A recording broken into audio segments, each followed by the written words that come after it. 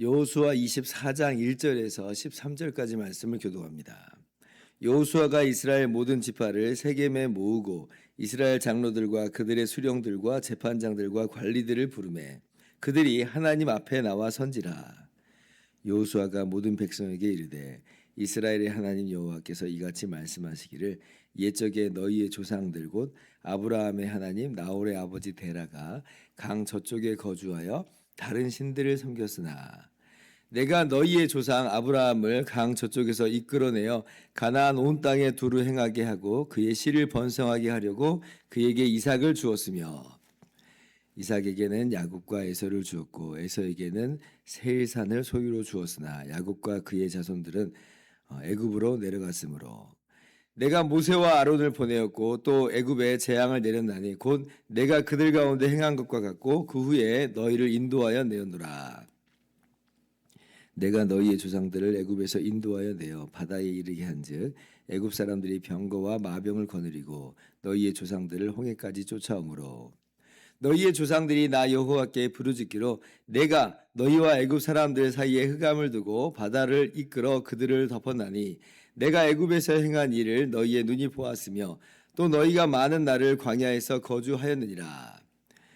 내가 또 너희를 인도하여 요단 저쪽에 거주하는 아모리 족속의 땅으로 들어가게 하며 그들이 너희와 싸우기로 내가 그들을 너희 손에 넘겨주매 너희가 그 땅을 점령하였고 나는 그들을 너희 앞에서 멸절시켰으며 또한 모압 왕 십볼의 아들 발락이 일어나 이스라엘과 싸우더니 사람을 보내어 부올의 아들 발람을 불러다가 너희를 저주하게 하려 하였으나 내가 발람을 위해 듣기를 원하지 아니하였으므로 그가 오히려 너희를 축복하였고 나는 너희를 그의 손에서 건져내었으며 너희가 요단을 건너 여리고에 이른즉 여리고 주민들 곧 아모리 족속과 브리스 족속과 가나안 족속과 헷 족속과 기르가스 족속과 히위 족속과 여부스 족속이 너희와 싸우기로 내가 그들을 너희의 손에 넘겨주었으며 내가 왕벌을 너희 앞에 보내어 그 아모리 족속의 두 왕을 너희 앞에서 쫓아내게 하였나니 너희의 칼이나 너희의 활로써 이같이 한 것이 아니며 내가 또 너희가 수고하지 아니한 땅과 너희가 건설하지 아니한 성읍들을 너희에게 주었더니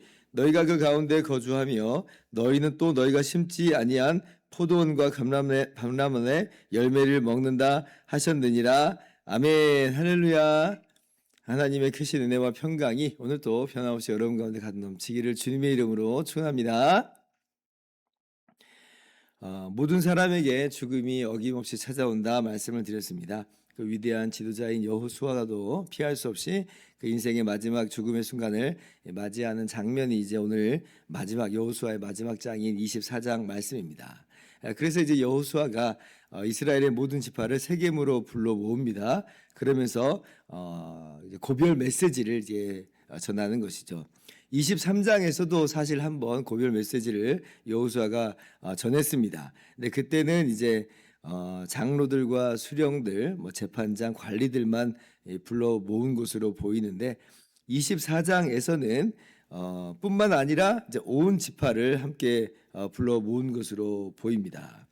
그래서 이제 1절에 보면 이스라엘 모든 지파를 세겜에 모았다. 2절에 여호수아가 모든 백성에게 이르되라고 하는 걸 보면 어느 정도 규모가 다 모였을지는 모르겠습니다만은 그렇다고 이제 장정만 60만 명의 사람들이 다 모인 것 같지는 않아 보이지만 그러나 상당히 많은 그 이스라엘 사람들을 앞에다 두고 거국적 모임으로서 여호수아가 이스라엘에게 고별 메시지를 전하는 거예요. 그래서 23장은 약간 이제 사적인 그러한 측면이 많이 부각이 된다라고 한다면 24장은 좀 공적인 그런 모임으로서 이 고별 메시지를 전하는 것입니다.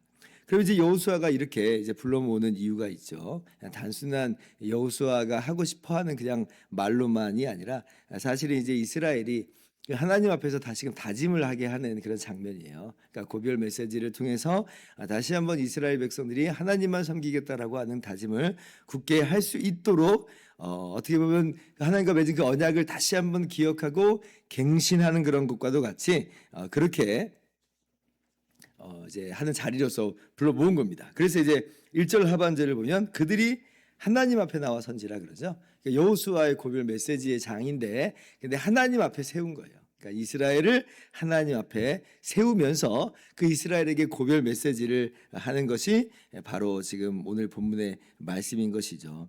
그러면서 이제 먼저 여호수아가 오늘 본문에서 우리 살펴보는 것처럼 무엇을 이야기하냐면 그 하나님께서 먼저 이스라엘 백성들에게 어떠한 놀라운 일을 행하셨는지를 이스라엘 백성들 앞에 다시 한번 상기시킵니다.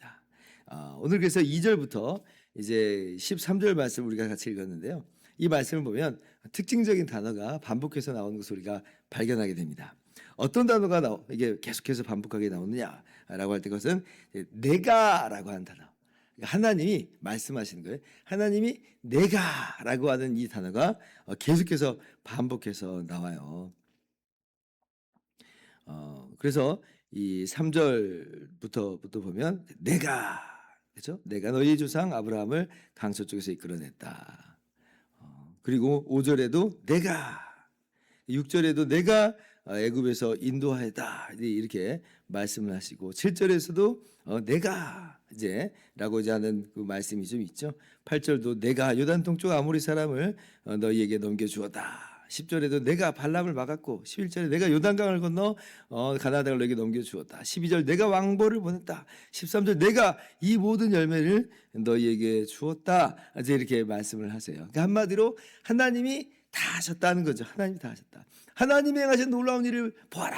이 여호수아는 바로 이 하나님께서 행하신 일을 이스라엘 앞에 전시하고 있는 것이고요. 하나님께서는 내가 했노라 라고 하면서 이스라엘 자손들 앞에서 선언하고 선포하고 계시는 것이에요. 하나님이 아니고서는 불가능한 일들이었다라고 하는 겁니다. 그러면 하나님께서 어떤 일을 행하셨는가? 먼저는 하나님께서 우상 숭배자 가문에 있던 조상 아브라함을 하나님의 백성으로 불러내셨죠. 2절 보면 이스라엘 하나님 여호와께서 하반절 보세요. 이같이 말씀하시기를 옛적에 너희의 조상들 곧 아브라함의 아버지 나홀의 아버지 데라가 강 저쪽에 거주하여 다른 신들을 섬겼으나 그래요.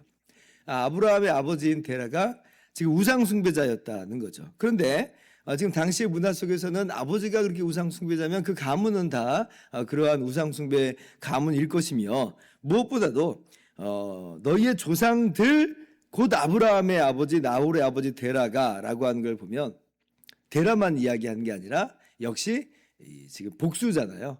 그러니까 아브라함도 좀 포함된 그런 말이겠다라고 하는 걸 우리가 알 수가 있는 거죠. 그런데 3절 같이 읽습니다. 내가 너희의 조상 아브라함을 강 저쪽에서 이끌어내어 가나안 온 땅에 도로행하게 하고 그의 씨를 번성하게 하려고 그에게 이삭을 주었으며 근데 하나님이 주권적으로 아브라함을 부르신 거예요. 아브라함을 선택하신 거예요. 영광의 하나님께서 아브라함에게 나타나여 주신 거죠.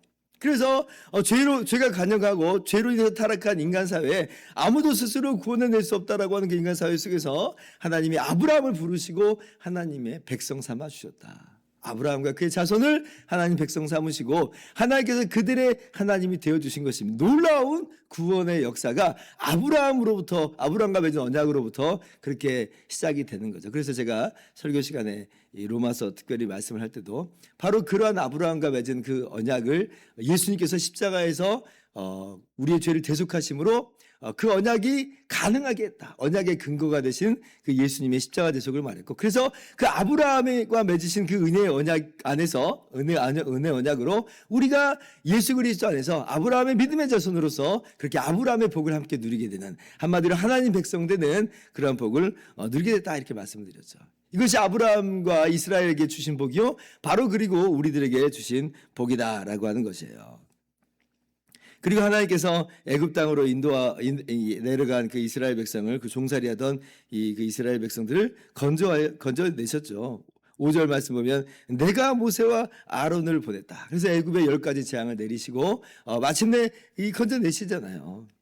그리고 홍해까지 쫓아왔을 때는 홍해를 가르시고 홍해 가운데 이스라엘 백성 지나가게 하시고 애굽에 근데 홍해에다 수장시키십니다. 이게 6절 말씀이에요. 내가 너희 조상들을 애굽에서 인도하여 내어 바다에 이르게 한 적 애굽 사람들이 병거와 마병을 거느리고 너희의 조상들을 홍해까지 쫓아오므로 내가 그들을 덮었다. 그리고 하나님께서 또 어떤 놀라운 일을 행하셔요. 아브라함을 택하신 은혜가 있고 이스라엘 애굽에서 건져내신 은혜가 있고 그리고 가나안 땅을 이스라엘 가운데 주신 그 은혜가 있지요. 가나안 땅 어떻게 보면 이스라엘 백성들이 자기들이 전쟁하고 자기들이 피 흘리고 자기들이 수고해서 그렇게 정복한 것으로 보이겠지만 그렇지 않다라고 하는 것이에요. 11절 하반절 그들이 너희와 싸우기를 내가 그들을 너희의 손에 넘겨주었다. 내가 또 왕보를 보냈다. 내가 13절 너희가 수고하지 아니한 땅을 다 준 거다.